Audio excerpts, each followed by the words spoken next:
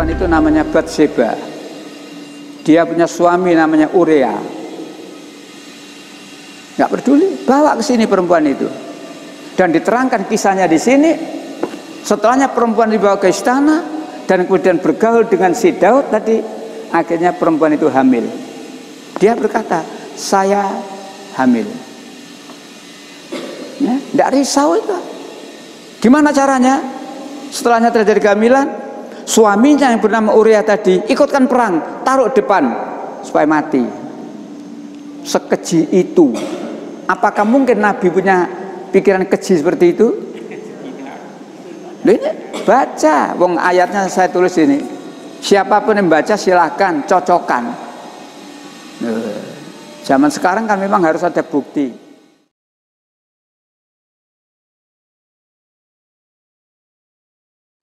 Ayat-ayat Alkitab yang janggal dan tidak masuk akal. Yang saya tulis ini hanya beberapa saja. Ya, banyak sebenarnya, banyak. Tapi ini saya tulis hanya beberapa saja. Satu diantaranya masalah pornografi. Jadi kalau penjenengan ingin tahu tentang pornografi, oh baca Alkitab banyak sekali, ya banyak sekali. Ya, di situ saya tampilkan hanya berapa itu? 7. Kitab Kejadian. Jadi kalau di Al-Quran itu surat Al-Fatihah, Al-Baqarah, Ali Imran, An-Nisa, Al-Maidah dan seterusnya. Kalau di Alkitab namanya Kitab Kejadian, misalkan gitu, Keluaran, Bilangan, Imamat, Ulangan dan seterusnya. Jadi ini nama kitab. Ibarat Al-Quran ini nama surat. Paham ya? Nah, Kitab Kejadian pasal 19 ayat 30 sampai 36. Kalau misalkan ini dibaca betul dari Alkitab, dari sumbernya, maka akan terlihat ayat yang jelas janggal, tidak masuk akal. Kenapa? Di ayat itu diterangkan di sini. Di sini diterangkan Lut. Yang dimaksud Lut itu Nabi Lut. Ya, yang dimaksud Lut di situ adalah Nabi Lut. Nabi Lut itu hidup bersama 2 anak perempuannya. Jadi dia hidup bersama 2 anak perempuannya. Kemudian anak perempuan yang barep ngomong pada adiknya, "Dek, supaya kita ini bisa menyambung keturunan, ya, saya tadi malam sudah dengan bapak. Maka nanti giliranmu." Akhirnya malam itu ganti adiknya. Kemudian 2 anak perempuannya ini dua-duanya hamil dan dua-duanya mengandung. Ibu bapak, Nabi diterangkan seperti itu. Kira-kira penjenengan percaya enggak Nabi berbuat seperti itu? Apa penjenengan percaya? Oh iya Pak, wong sumbernya kitab suci Pak. Walaupun sumbernya dari kitab suci, bandingkan dengan Islam, Nabi itu maksum, dihindarkan oleh Allah dari perbuatan dosa. Itu Nabi. Beda dengan manusia biasa. Ya. Nah kalau Nabi ngono danio umate, maka walaupun ini dari kitab suci, jelas ayat ini adalah ayat yang tidak masuk akal. Ya. Bukan Nabi Lut berbuat seperti itu, tapi ayatnya yang nggak beres. Itu loh kesimpulannya. Ya. Tapi kita bisa menunjukkan, ini loh, janggal, nggak beres, nggak masuk akal. Yang kedua, masih kitab Kejadian pasal 35 ayat 22. Di kitab ini diterangkan anak laki-laki menzinai ibunya. Jadi tentang pornografi, jadi isinya ya tentang pornografi. Yang ketiga, Yahuda dengan menantu perempuannya. Kalau penjenengan bandingkan dengan Al-Quran, ada larangan di surat 4 ayat 22, itu ada larangan. Jadi kalau kita bicara nikah, Quran itu jelas. Kenapa saya menggok pada masalah nikah? Karena ini menyangkut Yahuda berzina dengan menantu perempuan. Islam melarang. Islam melarang, bukan melarang menzinai, menikahi. Supaya komplit, tolong Ibu, Bapak, 422 dulu, ya.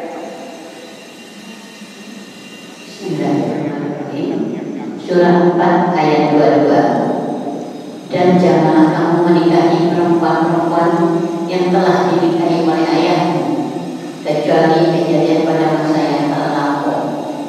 Jangan, ya. Perbuatan itu sangat keji dan dibenci oleh Allah yang seburuk jalan yang ditempuh. Ini larang. Jadi nikah itu, kalau orang sering ngomong nikah itu sunnah Rasul ya. Waktu walimah ya. Waktu walimah itu sering disampaikan nikah adalah sunnah Rasul. Nggak salah.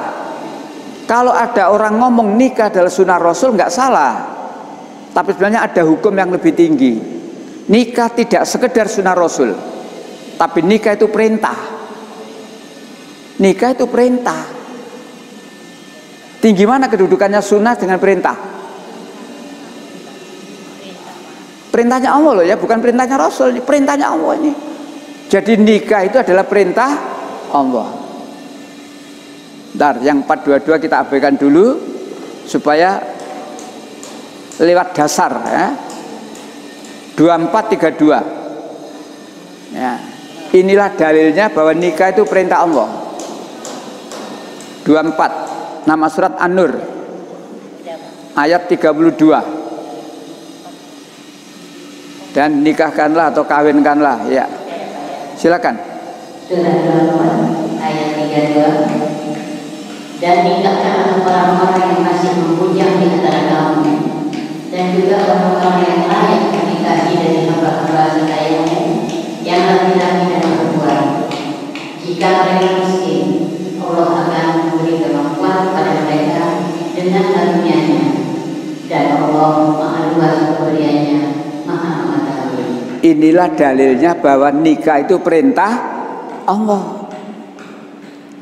Karena nikah itu perintah Allah, maka siapa yang nikah berarti harus berniat ibadah. Ini yang perlu diingat. Nikah itu perintah. Sama dengan sholat. Akimit sholat, tegakkan sholat. Siapa yang mau sholat berarti niatnya ibadah. Nikah niatnya ibadah. Karena nikah itu perintah Allah, karena nikah itu ibadah, maka Allah mengatur siapa-siapa yang boleh kamu nikahi dan siapa-siapa yang tidak boleh kamu nikahi. Jadi orang akan nikah itu tidak sekedar wis podo senenge. Tidak.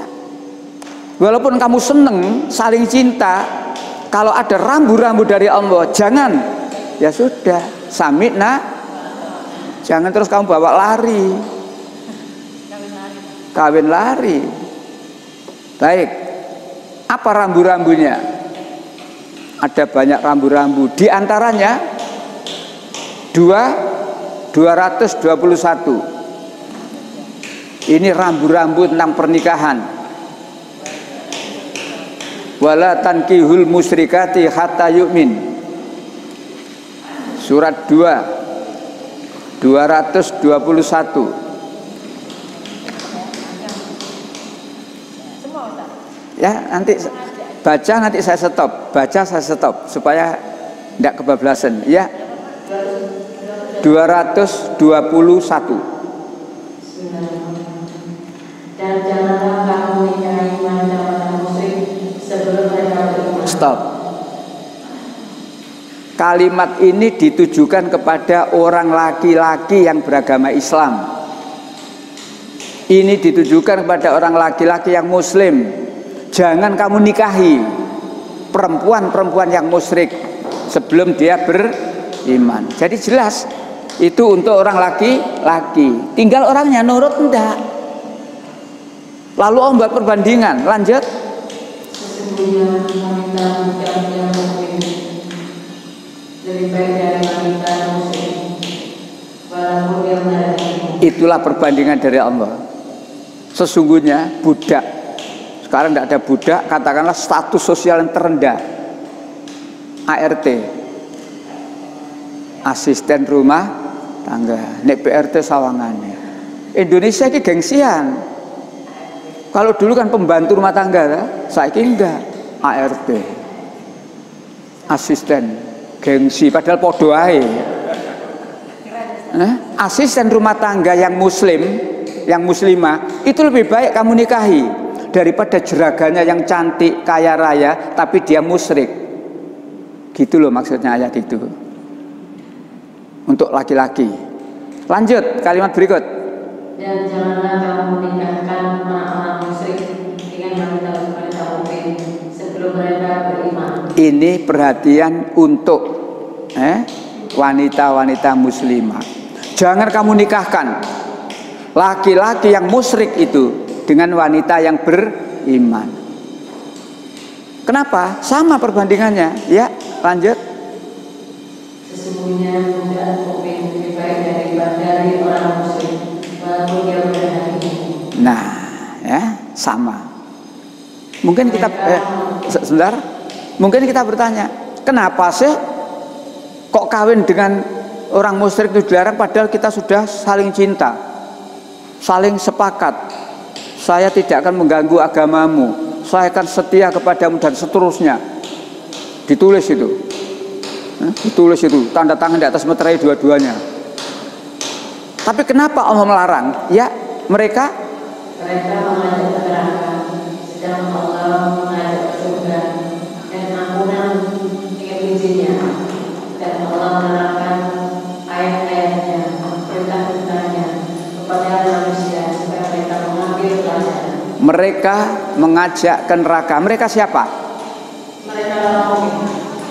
Mereka mengajak ke neraka. Mereka siapa? Orang musyrik. Jadi kalau ada laki-laki beriman nikah dengan orang musyrik, berarti sudah tanda tangan di atas meterai, sanggup masuk neraka. Kalau penjaringan punya keluarga perempuan dinikahkan dengan laki-laki musyrik, berarti penjaringan sengaja memasukkan keluarga kepada neraka. Mereka mengajak ke neraka, sedangkan Allah mengajak ke surga. Pilihin satu, rambu-rambu. Rambu-rambu kedua, surat 24 ayat 3. Jadi Allah itu masang rambu-rambu dan jelas rambu-rambu ini. Selama orang Islam mau memperhatikan Al-Quran, ayat 3, pezina laki-laki,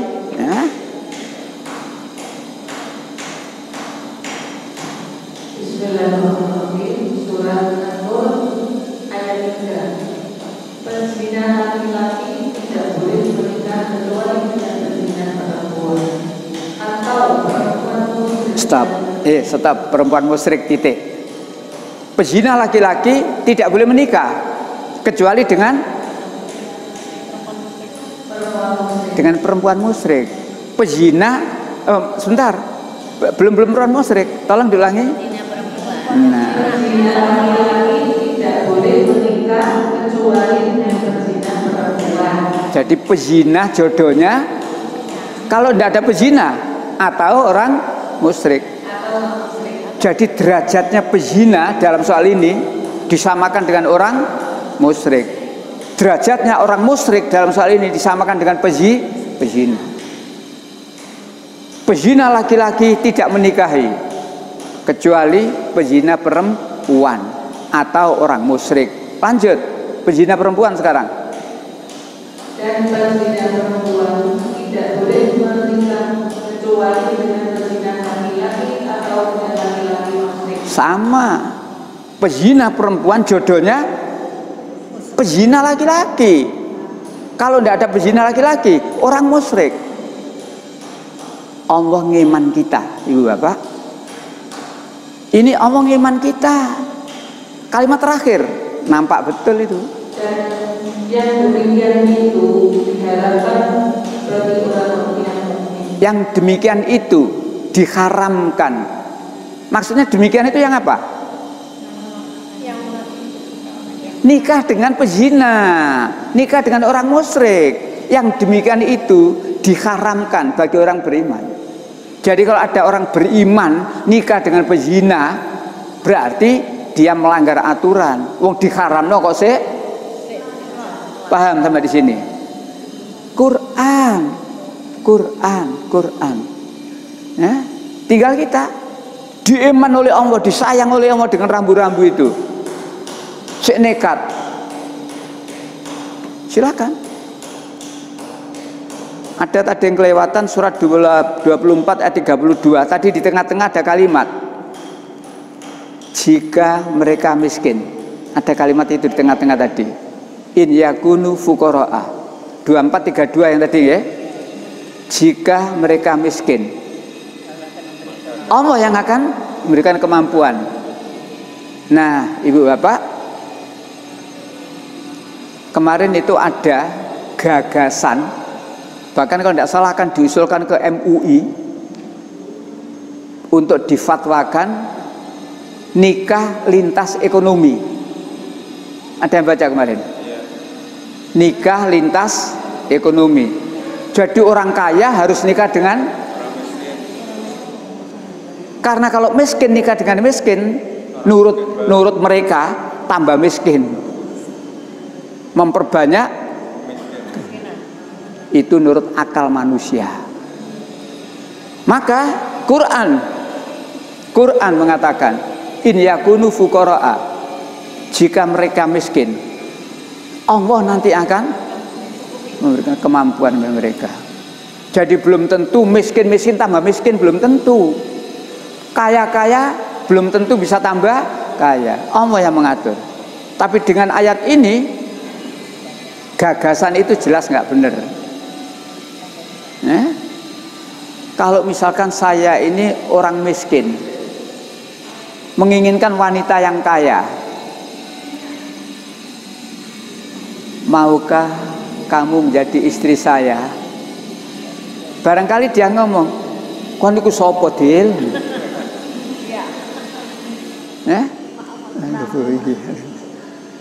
Jadi kalau saya ini miskin, lalu saya mengharapkan wanita yang kaya tadi menjadi istri saya dengan mengikuti pola pikir tadi, pernikahan silang ekonomi, maukah kamu menjadi istri saya?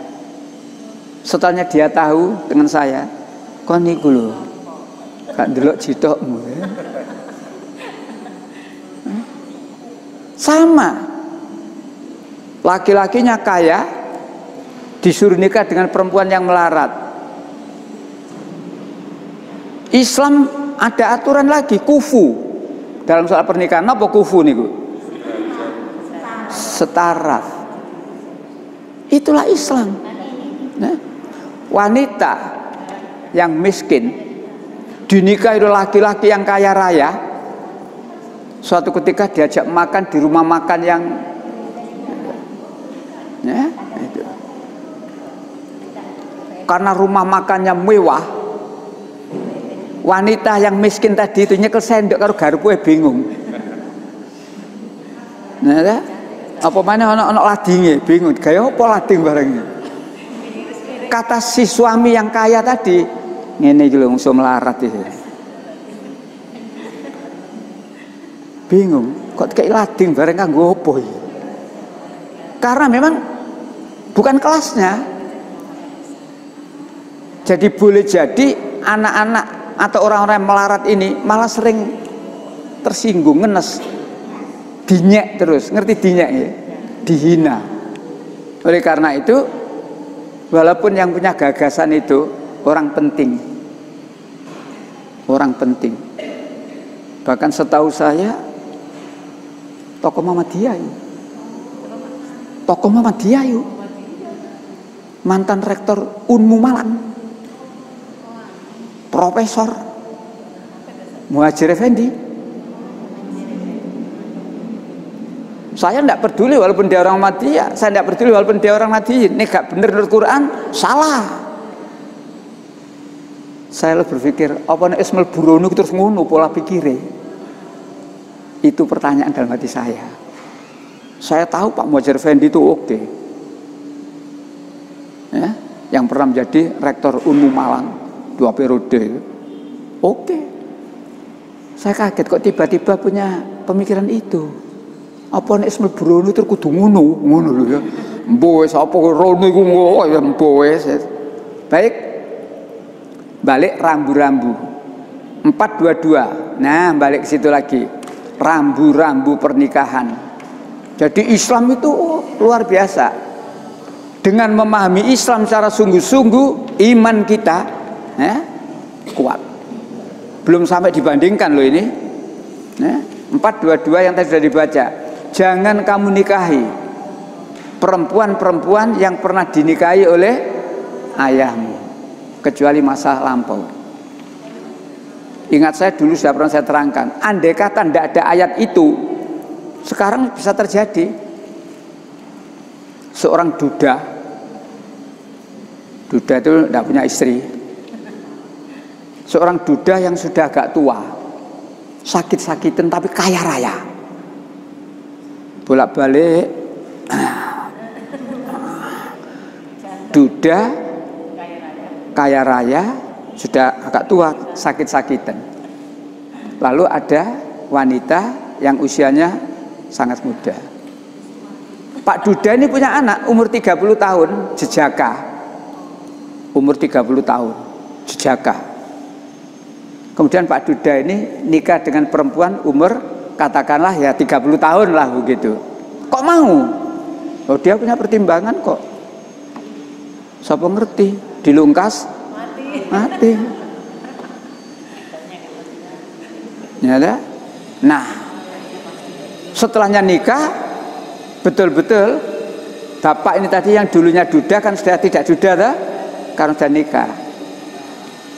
Setelahnya nikah, anaknya tadi bilang sama istrinya papa tadi, "Ma, sorry ya ma, apa? Mama yang pantas dengan aku. Umurku baru 30, bujang lagi aku. Mama umurnya berapa? 30, pantas dengan aku mah. Hus, mama ini. Maaf, hanya bergurau kok mah. Tidak lama suaminya mati. Setelahnya selesai pemakaman, anak datang lagi kepada mamanya. Ma, gimana ma? Papa sudah meninggal. Mama pantas loh ma dengan aku ma. Umpama tidak ada ayat ini jadi dah.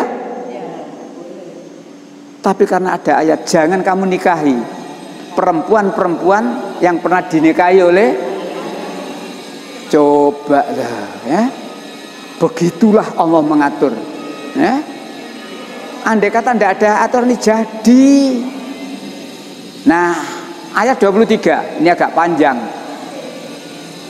Tolong 4:23 lanjut.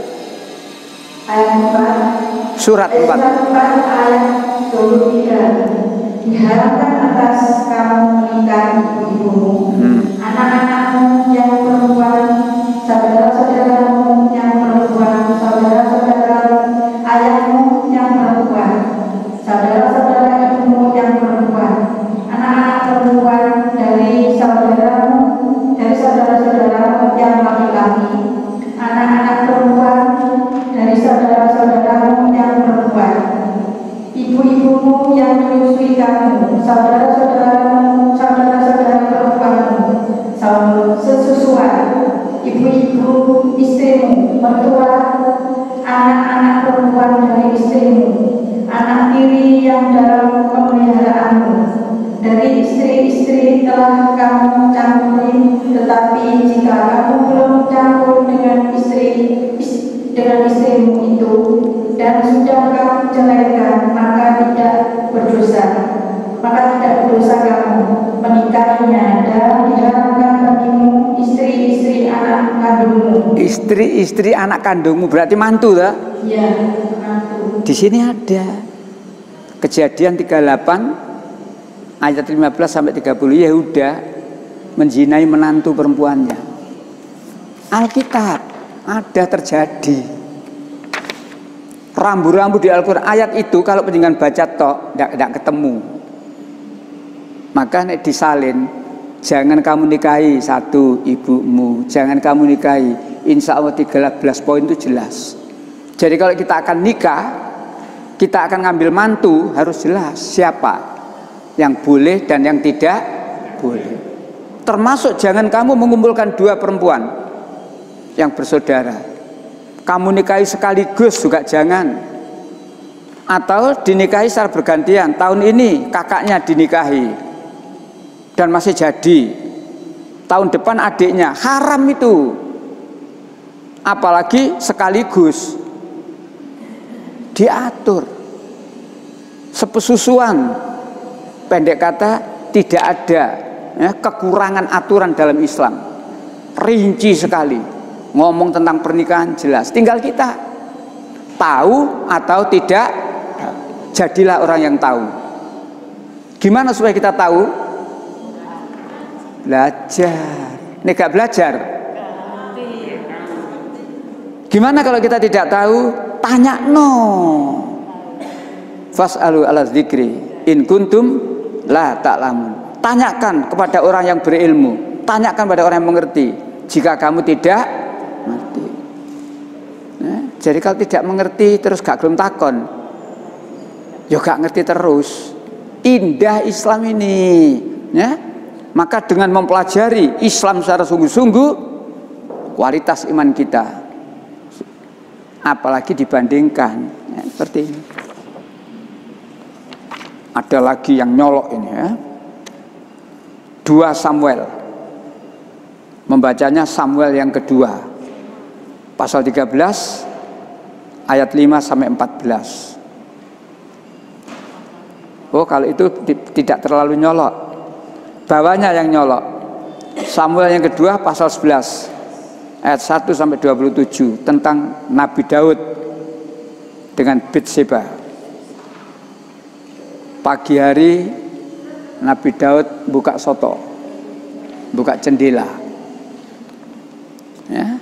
Begitu Nabi Daud buka jendela, nampak di sana ada perempuan yang cantik sedang mandi.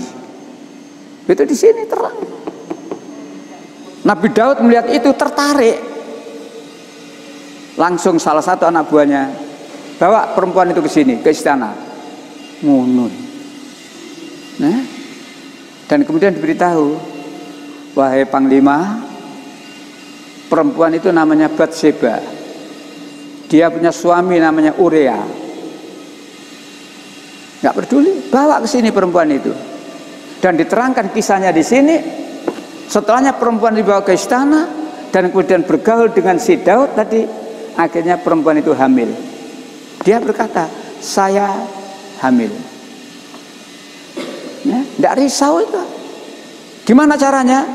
Setelahnya terjadi kehamilan, suaminya yang bernama Uria tadi ikutkan perang, taruh depan supaya mati.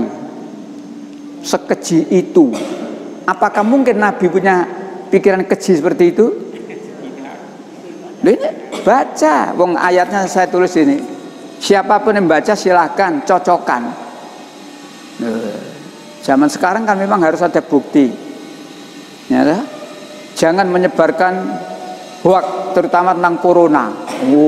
Ya. Jangan menyebarkan hoax, terutama tentang corona. Tidak corona toh, yang lain-lain pun juga jangan. Kalau itu tidak benar, jangan kamu sebarkan. Tapi ini benar kok. Ini benar kok. Silakan dicek. Baik, baru satu.